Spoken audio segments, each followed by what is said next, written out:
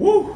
It's been like how many days? 4 days without me uploading. So I am back. I am sorry. I went on a small hiatus. A lot happened. So let's get into it. We're talking about losing stuff that you thought you deserved. That way, you are making space for things that you actually deserve. Okay. I had to go through a major. I went through a major friendship breakup. Like I lost touch with a lot of my friends, so I had to break it off. And after, when you remove the emotions out of it, when you remove the memories out of it, the emotions, the nostalgia, and you actually just get to see everything that happened from like bird's eye, and you just get to see from everybody's point of view. You get to see how this wasn't serving anybody. Maybe it served other people more than it did others, but at the end of the day, one of you has to be brave enough to break it off, because you're all just like enabling each other's bad behaviors, and it gets toxic. It gets really, really toxic. And this just concludes the video I just recently did on TikTok. It talks about how we have become so accustomed to thinking things as basic as love should be fought for. We keep fighting for things that should be our natural birthright. The same way the air that we breathe is always there. It's always around us. We don't have to fight for it. Why the hell do we keep fighting for love? And don't get me wrong, there's always nuance. When the both of you are fighting for it, it definitely work out. But I'm saying in a situation where you can clearly tell this is no longer serving you. You can clearly tell these people are not your people. So what the hell are you waiting there for? It's like when you go to the supermarket and you find one of the fucking tomatoes is rotten. And then instead of you going... What the hell? That's a confirmation rave.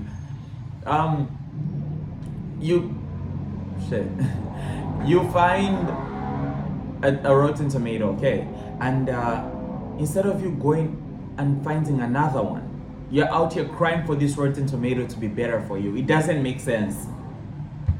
It's like, why are you constantly fighting for things that you know don't serve you? You're constantly out here drinking water that you know is poisonous because you're so freaking thirsty.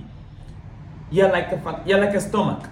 You know how a stomach forgets that it's eaten before, and it starts craving food like it's never eaten before. Then immediately it eats it's full. Then it goes back to craving again. Yeah, like that. You keep forgetting that you had a life before these people, and you will have a life after these people. But because these people fed something in you, they enabled a trauma wound in you, you keep sitting. You keep waiting for a better tomorrow, and it doesn't happen, it doesn't work. And it's not been like on my side, it happened on both sides. So it's like, it's one of those things where I'm like, I wouldn't really blame anyone for this falling out or for this loss. And I'm sure as you are watching too, you may have experienced loss with I would say your friends, your partner as well, or any colleagues at work, anything. Loss in general is just never really easy to get over, I would say. But at the end of the day, whenever you let go of something, you're leaving space for something else. And most of the times when you let go, in fact all the times when you let go of something that's not serving you, you open up space for something that is.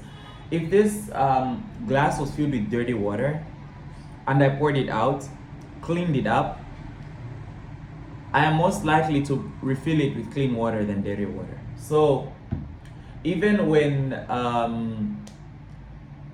you get, for example, let me use a very straightforward analogy. I'm at a party and I'm drinking a cocktail, yeah? And I don't like the cocktail anymore, but there's a cocktail there that I like. I just have to pour out this cocktail and I refill it with something that actually serves me. you will never have an empty space.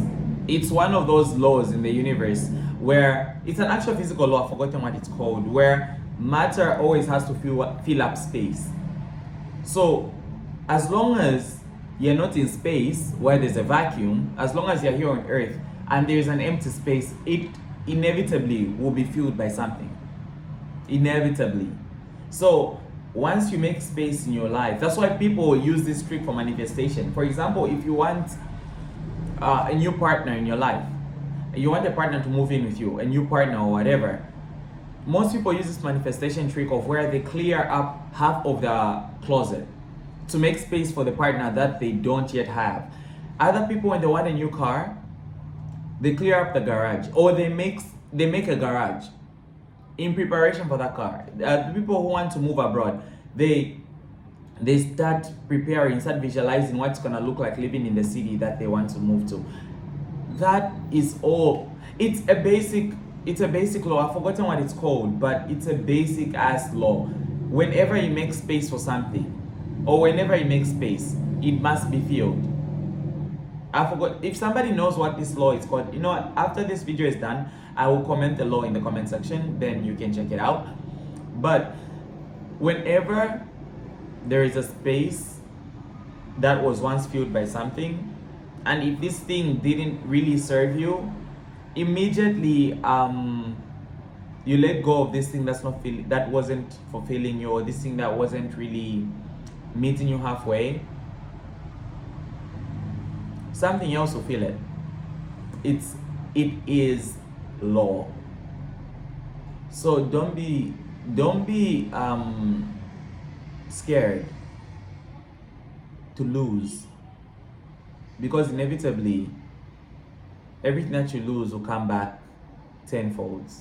Everything that you lose will be replaced by something better if you let it. I think the reason we don't really get anything filled in that space is because we think of how long it's gonna take for that space to be filled, first things first, and secondly, we have a belief that nothing better is coming. And if you take away the belief of nothing better coming, you're taking away your hope, and that's how you kill yourself. And I'm not saying in the offing suicidal type of way. I'm saying you are cutting off life source from you. I keep getting confirmation raves from like outside. We keep on cutting off life source from us by believing there is no better tomorrow, by believing there is nothing better ahead, by believing there are no brighter days ahead. I like that a lot of musicians these days are now talking more about how there is more hope. Like Ray put out an album, This Music May Contain Hope. Ariana's album is called Brighter Days Ahead. Caesar put out that song Saturn. There are just so many artists that I listen to. I don't know about what other people are listening to that are actually advocating for hope, because once you lose hope in anything, you are literally cutting off life source from you. You're cutting off the possibilities. You're cutting off probabilities of things that were actually on their way to you. You're disconnecting. You're turning off your frequency. You know how a radio works, where you tune into a frequency and you start hearing what the radio station is saying. Once you don't believe that something better will replace what you're letting go of, you're turning off your fucking radio. And once you do that, that thing that you're actually supposed to be listening to on the radio station misses you, because you've turned off your frequency. I feel like hope is one of the greatest qualities a human being can have, because you can never really take anything away from somebody that has hope. You can't, because everything that's taken away from them is inevitably replaced by something better. So yeah, it's been a crazy weekend, and I am really grateful for everything, the experience, the loss, the pain, but honestly, as I said in the video, brighter days are ahead, and I can't wait to see what what fills up the space that I've left open, the space that I'm holding onto for better days ahead. And if you're out there also experiencing loss, experiencing pain, experiencing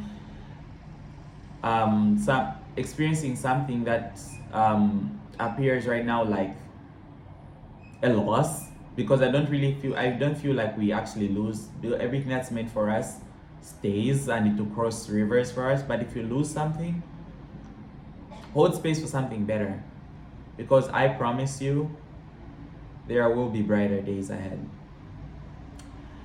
All right, have a good week. Today is Wednesday, so it's hump day. We're almost at Friday. Love you guys so much. Don't forget to like, comment, subscribe, and let me know what you think about this video in the comments. Peace.